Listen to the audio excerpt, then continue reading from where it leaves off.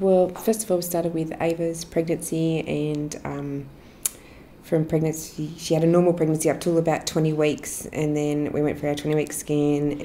So I got the phone call at work at 10 a.m, and the doctors from Maitland Hospital told me to come straight to the hospital as there's something wrong with Ava at the time, and just no warning, just straight to the hospital. And so I was rushed from work to my husband to the hospital, and then they said that Ava had a 14mm cystic hygroma on the back of her neck, which could mean, or they thought was Down syndrome, Turner's syndrome, which means dwarfism, web necks and things like that. So it was quite traumatic. So we were rushed then at 8:30 that night to have an amniocentesis done and get some results to see what was happening. So we got the results rushed, but they got some of my blood mixed in. So from then we had to wait an extra fortnight to let the cells grow to find out whether she had the Down syndrome or the Turner's or there was something else. But all the tests came back clear at this point. But during that process, Jared and I were referred to the psychologist through the Hunter Health and referred to, say, given options for her. So they suggested that we have a needle put through to her heart, terminate the pregnancy and move on from there. And obviously that wasn't an option for us because we had nobody else to consider but Jared and I. And she was our first, and who wants to ever terminate their child willingly? So we just thought that if she wanted to pass, well, then that would be her decision to make, and we would hold on to her as long as we could. So, yeah, and in actual fact, she actually made it through till 41 and a half weeks, and kicking strong, determined not to come out, of course, and as she grew, the cystic hygroma shrunk as well. So in hindsight, we actually thought we were going to be getting this perfect little beautiful baby as we got. So, and then when she was born, she had came out purple from the waist down and quite swollen. Actually, in actual fact, I asked, is she a boy? Because she was quite so swollen. And the physio that we got quickly got onto it and knew what was happening from them and diagnosed her without, I don't know, technically diagnosing her until she had a whole heap of other tests done to see if her kidneys were functioning or the fluid. If they pushed the fluid, it wasn't going to affect her heart or her lungs or anything like that. So, and we went from there. So, and then the process began of bandaging and diagnosing. And so from 4 days old, she was in 5 layers of bandaging and massage 3 times a day with the bandages off and on in between. So it was quite a journey we went on from there and trying to find some answers.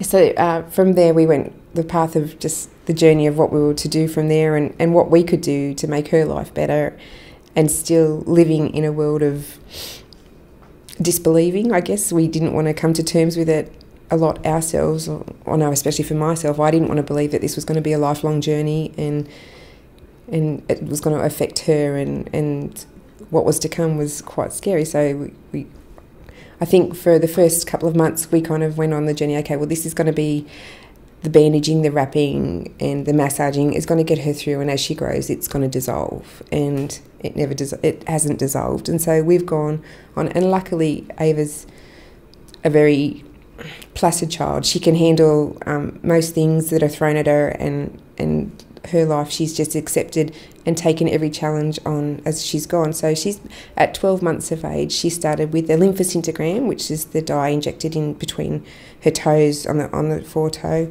and we watched the dye travel but didn't travel. So it was quite traumatic for her though. She was wrapped and pinned under a machine that came down about 10 centimetres, not even that, off her face, and that was pretty excruciatingly painful to watch because I actually watched her pass out from fear.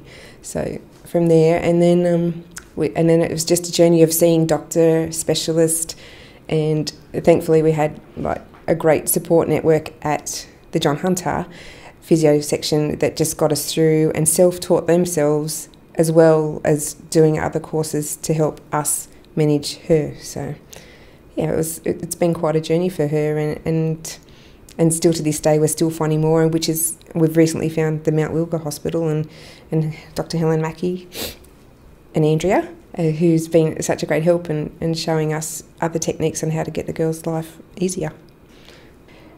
The kind of routine of a day is normally wake up in the morning, pretty much straight on with the socks, the toe socks, and a struggle to get them on and off. And then from there, they just live a normal day. Then they get home, generally shower time, it's off with the garments, and then they go to bed probably 10 to 15 minutes earlier than what they're supposed to go to sleep, which is generally about 8:30, and then they just give themselves a self-massage all the way through. On the extra hot days, we keep them inside, air-conditioned, and legs up with movies on and stuff like that. And then when they're at school, it's generally a day of go to the library, we've got craft boxes there, and they can take a friend so that they're out of the heat, just to try and keep their bodies cool, because the hotter they get, the more fluid they're pumping, and the harder the legs get and grow. So yeah, so it's just, I guess, just an everyday maintenance that you don't tend to think about. You think about the moisturising and there's so much that happens that you don't, it's just a routine. I don't really think of it as another day of what we've got to do. So to ask that question, it's quite hard for us because you don't actually think about it. It just comes naturally.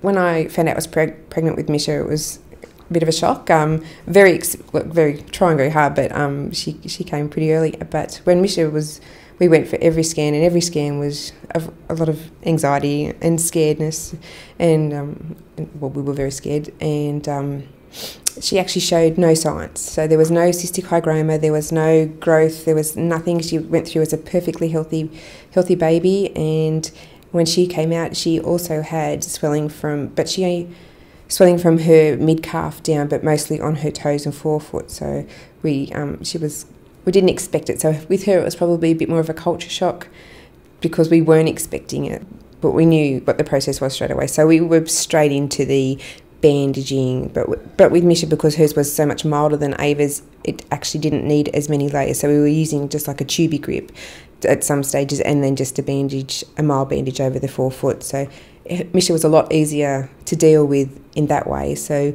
it wasn't as extreme of having the 5 layers like Ava had. So with her, and then we have never done the lymphocytogram with Misha because there was really no need. We knew what the process was, and they've always said, as she grows, we'll find out more. There's no need to put her through that kind of, not pain, but discomfort kind of stuff. So it was, like, Misha's was a lot easier to manage with and nowhere near as affected as Ava. So, but in saying that, she's always struggled to deal with it a lot more. Like, every day is a challenge for her to come to grips with the fact that she has to wear these garments and have to have these special legs that she really doesn't want. She doesn't want to be special. She just has to deal, just with her coming to grips with it, it's a struggle all the way through, so every day. Oh, at school, the girls are just fantastic. The school has been absolutely phenomenal for them. They've never, ever had an ounce of bullying. We have made it that every day when they start a new class, they take their garments in for show and tell. When they first started school, they take their garments in for show and tell. So the class then gets to ask questions there and then. They know why the girls are wearing them, what they're doing for them, and what they're going to look like on. And it's never, ever been an issue, ever, for any of them to deal with it. And even the kids in the other years, the lower years, the higher years, and the teachers have been absolutely phenomenal. Like, just the support that they've got at that school has just been fantastic. So they've been very lucky. So even with they do dancing, there's never been a question of why or how, or you're different. It's always been, well, this is just who they are, and this is, we just accept them and they're our friends. So yeah, so they've both been dancing since they were 2 and 3, and have loved every bit of it, and that's been great. So, but then we've taken on other challenges, and as they've got older, we've found it more difficult to manage. So we were referred to Mount Wilga Hospital, and they have been fantastic with the girls starting hydrotherapy. Not only is it just fun and exciting for them, they're actually learning techniques of how to manage to deal with their legs daily, because they find it's freer for them. They don't have to wear their garments in the pool, but the water's acting as a compression, so which is great. So with Andrea, teaching them how to make them stronger and using what way to use their muscles, it's giving them techniques that they can use for the rest of their life and self-manage as they grow. So it's been absolutely phenomenal. But basically, from going to the pool and the laser therapy. The other challenges as a parent with children with lymphedema is that there's not a great deal of knowledge out there. There's no knowledge, and it's not recognised through the government that this is a condition that a lot of people do deal with, not only primary but secondary patients. So it really is a struggle to get any recognition or any money to help. So, but we have been lucky enough. We've had the girls on a healthcare concession card since probably Ava was 4 and Misha was 2. So we got into that quite early. So, and I also get a carers payment from the government, about $200 a fortnight to help assist with medical bills. So, and I put that towards their dancing and stuff. So it helps keep their muscle tone, and so I find that helps for them. But also from the government's point of view, it's not really recognised. So there's not a great deal of help out there financially for your garments and from Medicare, or you don't get anything back. So the things that you can get is like you can go to your doctor and ask for a care plan. So for example, we can get 5 visits to come to Mount Wilga for free. Well, not free, but for the government pays for, and then we can go from there. So that certainly does assist and make it able for us to come, because not only do we have to have the appointment, we have to have the travel, and it's the accommodation if we have to stay and start early and things like that. So it's a big thing. But other than that, you don't really get a great deal of help at all. So we find that there's not very much out there. But in saying that, we've just done a fundraiser for the girls to help get them a pool, and the community support that's out there is phenomenal. We've got such beautiful friends and beautiful family that it's just they've got us to the point that we're actually getting a pool. And the girls are so excited that they're going to be able to use the noodles that Andrea's been generous to give them and at home to do the exercises that she's taught them here at Mount Wilga. So it's very exciting for them. Well, the challenges ahead are, I don't know, scary to think about. I know Ava's about to move into full-length garments from her waist down. So that is already emotionally playing with her and us, because we're not sure how she's going to cope, and the fact that we know that she's not going to be able to toilet herself for a while. She's going to have challenges at school. She's going to look different, and she feels different already because of the fact that they're going to be more noticeable than the 3/4 garments. So the challenge ahead, I don't even want to think about, to be honest. So, because as they've said, as puberty comes, it's going to get worse. It's going to grow, and we really don't know what we're in for. It's quite scary.